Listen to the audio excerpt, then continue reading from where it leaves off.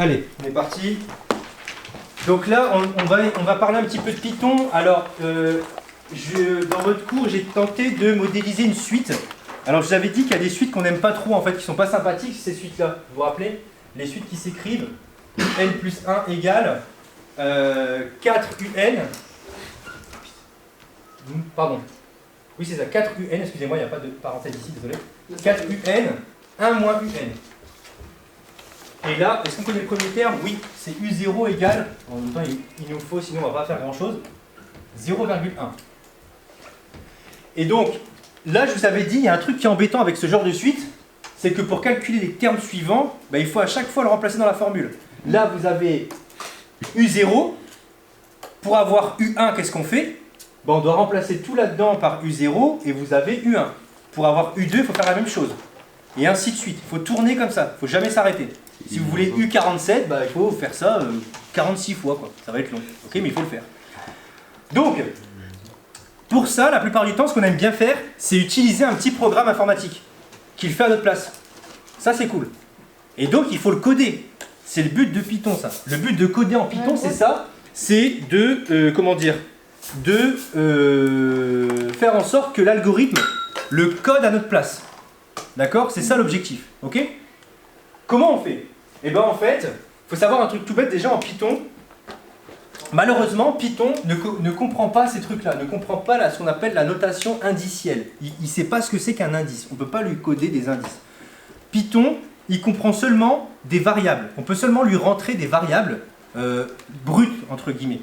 Dans le sens où je vais poser une variable qui s'appelle U, et heureusement que je l'appelle U, parce que elle s'appelle U, mais je pourrais l'appeler V, W, truc, je m'en fous, mais je vais l'appeler U. Et tout de suite, regardez ce que je vais dire en Python, je vais dire que U vaut 0,1. Alors les virgules en informatique, c'est des points, d'accord? C'est un peu comme un tableur? C'est un peu comme un tableur, ouais, si on peut, ouais, dans les tableurs c'est aussi comme ça dépend quel tableur. Non, mais pas U égale U.1, c'est juste la globalité. C'est un peu comme un tableur en fait. Ouais, les tableurs aussi fonctionnent comme ça parce qu'ils n'ont pas d'indice, effectivement. On peut imaginer que c'est comme ça, même si là on va voir que c'est beaucoup plus puissant qu'un tableur. Okay. Donc ici, voilà ce que j'ai fait. La première chose que vous avez faite, c'est quoi? Vous avez posé une variable, c'est pas compliqué ce qu'on a fait. Imaginons que c'est une enveloppe, comme ça. C'est une enveloppe comme ça, et dans mon enveloppe, je mets une valeur, un billet, entre guillemets, qui vaut 0,1. Et je l'appelle U, cette enveloppe.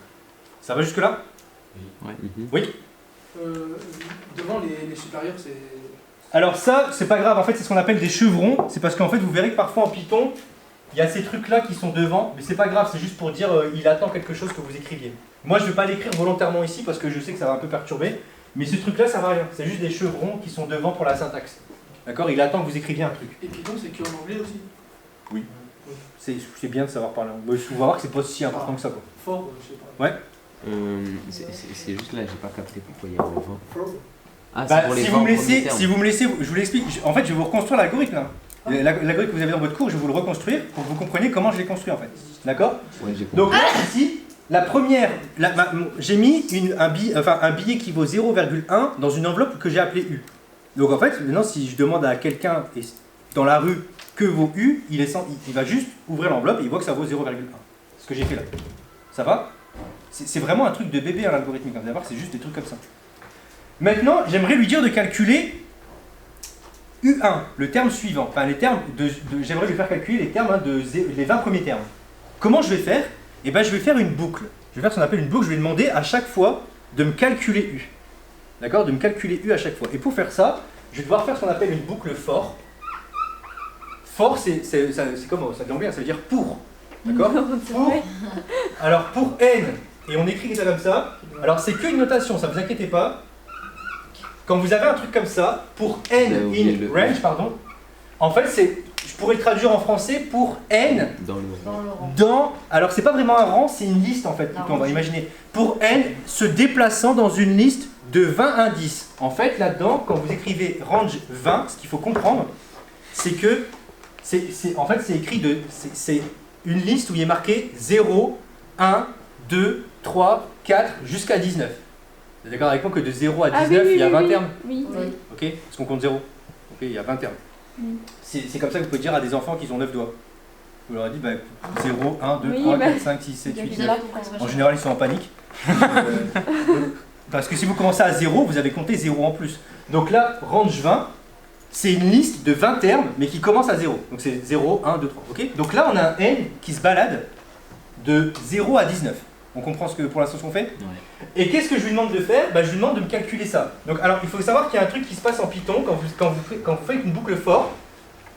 On met 2 points pour pouvoir faire un truc. Et il va y avoir un truc qui va se créer automatiquement ici, c'est une indentation. Il y aura un espace qui va se créer automatiquement. On va faire ces trucs-là en Python, ne vous inquiétez pas. Et donc, je vais lui demander de calculer. Alors, vous allez voir, c'est un peu bizarre la façon dont je vais l'écrire, mais c'est volontaire. Alors, je vais l'écrire comme en Python, avec les étoiles et tout. Donc, étoile, U, étoile. Si vous l'écrivez sur un ordinateur, ça va s'écrire comme ça. C'est comme les tableurs. D'accord? Monsieur, Oui.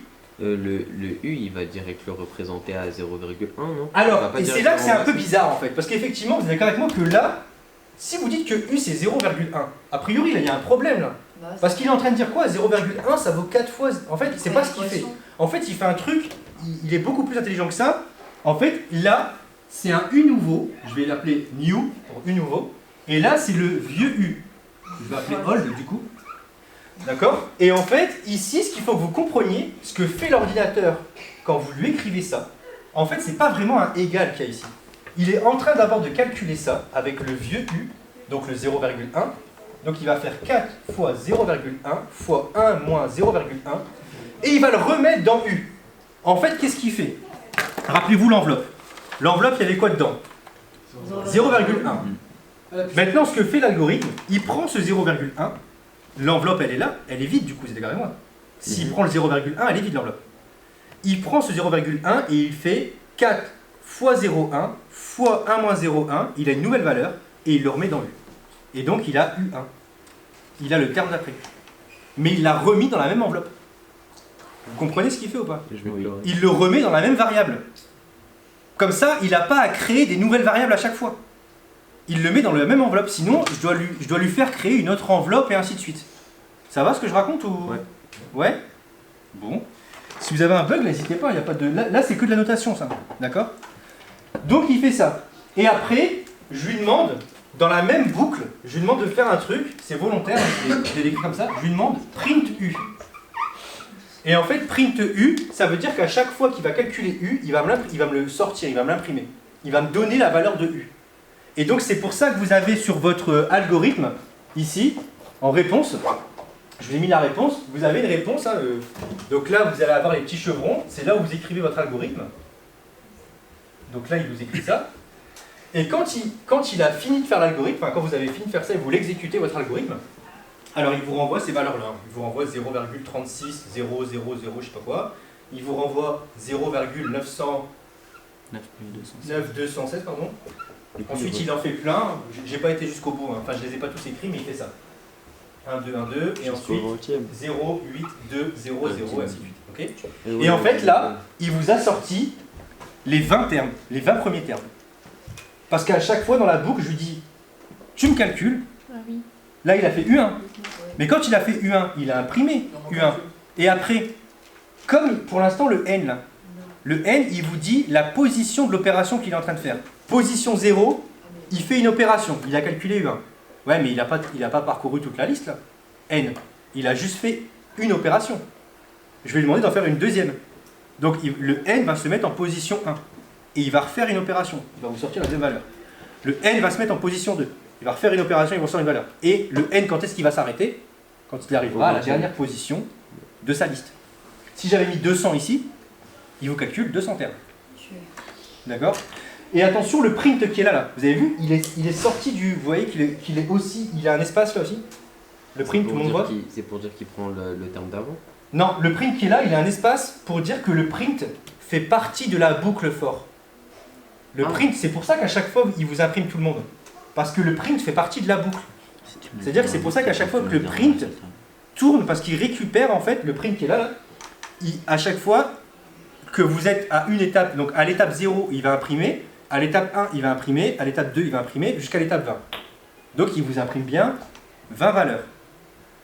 Par contre, si le print là, qui est ici, je l'avais écrit comme ça, je vais volontairement l'effacer et le changer de couleur. Ça va refaire le même... Non, en fait, regardez, si toujours le print qui est là, je le sors et je mets plus d'indentation, je fais ça, je l'écris là, print. Ça va faire tout le temps U. 0,36. En fait, le seul truc qui va vous sortir, regardez ce qu'il fait là. Il va faire, dans la boucle, il calcule U, mais il vous imprime pas. Parce que le print ne fait pas partie de la boucle. Donc il calcule le U, il recommence, il calcule le suivant, et une fois qu'il a fait toute la boucle, il vous imprime le dernier U en fait. Seulement. Mettre un espace sur Python, ça change beaucoup de choses. Hein. D'accord? Par exemple, un truc tout con. Hein. Si vous mettez ici 2 millions, bah, ça va changer. Entre le moment où il va vous imprimer les 2 millions de trucs et il vous imprime que le dernier. Il peut faire ramer votre ordinateur, quoi. Si vous lui demandez 2 millions de termes, bah, si vous n'avez pas mis un espace ici, on va dire que ça dépend de la puissance de votre ordi. Bon, 2 millions, ça va encore. En général, ils sont assez puissants pour. Mais ça dépend ce que vous mettez. Hein. Moi, ça m'est déjà arrivé de me tromper dans des codes pour un espace ou une virgule. Bon, bah, il a fallu que j'éteigne tout, quoi. Bah, le truc il bug complètement, il ne veut plus marcher et il prend tellement de mémoire pour calculer qu'en fait il n'y a plus rien qui fonctionne. Bah il faut surtout redémarrer l'ordinateur parfois. Donc, parce que vraiment le truc il prend tellement de mémoire de ton ordinateur pour calculer que parfois tu peux plus rien faire à côté. S'il est encore en vie quoi. Donc voilà, il faut vraiment faire attention à ça. Ouais. Mais du coup il a pas mis U0 là. Genre. Non parce que U0 il est déjà là. On le connaît. Ah du coup il le note pas. Il le note pas. Ok. Il le note pas. Il passe direct à U1. Du coup, Donc ça va, donc cette histoire-là, il faut vraiment que vous compreniez que c'est bien un for. Oui, il passe directement à U1, vu que le U0 est donné. Donc cette histoire-là, il faut vraiment que vous compreniez que c'est juste de la notation, hein, d'accord? Vous savez que si maintenant je vous donne une autre suite, vous êtes d'accord avec moi si je vous donne cette suite-là, là. Imaginons que je vous donne UN plus 1 égale 3 UN plus 7, par exemple, hein, allez si, 7 UN carré. Ça change pas grand chose, d'accord? C'est juste une suite comme ça. Et ben en fait, de quoi? Comment on l'écrit, ça va changer, genre ça va pas être au carré, genre Mais là, vous vous êtes pas rendu compte que peut-être ça, c'est la même chose que ça. Hein. Si vous développez, regardez, ça va faire UN fois ça, et là, si vous développez, ça fera un carré. C'est le même principe. C'est juste que là, c'est une version un peu développée, quoi. Le 7 UN carré, on mettra combien devant le 3 UN carré? Alors, si maintenant je vous demande les 45 premiers termes. Ici, et que U0, je sais pas, allez, ça vaut 7. Bon, allez, plutôt maintenant 4. Si U0, ça vaut 4. Et je vous demande les 45 premiers termes. Qu'est-ce qu'il faut changer là-dedans? Ouais. On fait U égale 4. Alors, U égale 4, c'est ça. For n in range 45. For n in range 45. À la ligne, espace. Alors, tu n'oublies pas les deux points. Hein. Oui. À la ligne, indentation. Indentation, ouais. Ouais. U, bah, le nouveau U égale 3n plus 7. Non 3 fois U, non? 3 fois U. Bah oui. 3 UN plus 7 UN carré. Ah oui, bah 3 fois U. 3 étoiles, U, étoile. Plus 7 fois. Ah, je sais, monsieur, comment on dit carré. Ouais, vas-y. Ah oui, 2 étoiles. Bien, ouais. Ah, c'est pas un chapeau. 2 étoiles. 2. À la ligne. Et quand vous faites ça, c'est un carré. À la Bien ligne. joué. À la ligne. 2 étoiles. Ou sinon, si vous ne savez pas, vous faites U fois U. Hein. Ouais. C'est vrai que c'est pas. Bah non, mais c'est vrai. Vous ne savez pas, vous faites U fois U. Si on Mais écrit ça, vous c'est passez pas- pour un BG ou une BG hein, quand vous écrivez. Vous dites, ok, au moins ils savent que c'est un carré, et voilà. Et après, à la ligne, print U. Voilà, donc si je veux imprimer les 45 termes, voilà ce qu'est le programme. Si je veux imprimer le 45e terme, ce qui n'est pas pareil, Faut décaler le prix. le print qui est là, je le décale. Il n'est pas dans la boucle. Ok. Donc, Ça va? quand on le décale, c'est-à-dire on l'enlève. Ok. Donc là, il y a un exercice en... ouais, c'est pas compliqué voilà, à faire. En fait, c'est vraiment hyper simple. Moi, ce que je vous conseille, allez choper des petits tutos de vraiment très courts sur YouTube. Vous en trouverez plein. Sur des boucles forts, des boucles... Il y a plusieurs boucles que vous devez connaître. Il y a cette boucle-là. La boucle for, celle-là, elle est à connaître. La boucle... Enfin, excusez-moi, pas la boucle. If. La condition if, c'est un truc qu'il faut connaître aussi. Et ça, désolé de vous le dire, Ah ouais. c'est parfois un peu la plus technique, je trouve. Enfin, elle n'est pas si compliquée, mais elle est subtile. C'est ça que j'ai envie de dire. Et celle-là, c'est celle qui tombe, allez, à 90% du temps au bac. Ok. Pour pas dire 100%. Les derniers sujets qui sont tombés au bac, vous pourrez vérifier, Il y a pratiquement que des while. While, on va voir ce que c'est plus tard, hein, c'est un tant que. Et en fait, ça va nous permettre de chercher un indice souvent. Souvent, ce qui nous intéresse, que ce soit en économie, en population, en ce que quand vous étudiez une suite, on a une suite, on sait comment elle est définie, et ce qui nous intéresse, c'est pas les valeurs de la suite, c'est pas vraiment ça qui nous intéresse. Souvent, ce qui nous intéresse, c'est un indice ici en particulier. Imaginons que ça représente, je dis une bêtise, que nos trucs là représentent, je sais pas, de l'argent ou de la population. Bah, parfois, ce qui va nous intéresser, si vous savez que votre population, elle décroît, on pourrait définir par exemple un seuil, c'est ce qui s'appelle d'ailleurs un seuil d'extinction, on pourrait définir un seuil d'extinction à partir duquel c'est critique pour la population. Mais ce qui va nous intéresser, c'est quand est-ce que ça arrive. C'est ça qui nous intéresse, quand est-ce que ça arrive. Et donc, si vous avez votre modèle, Python va pouvoir vous dire, bah ça arrive, on peut vous dire à quel indice n ça va arriver ce truc. Il peut vous trouver, mais il faut faire ce qu'on appelle une boucle while, un tant que. Donc il va vous dire, bah, tant que les termes de la suite ne vérifient pas ça, continue à tourner. Et quand ça ne marchera plus, arrête-toi et dis-nous le n que tu as trouvé qui fait que ça ne marche plus. Ok? C'est à ça que va servir en fait les boucles while en général. Ouais?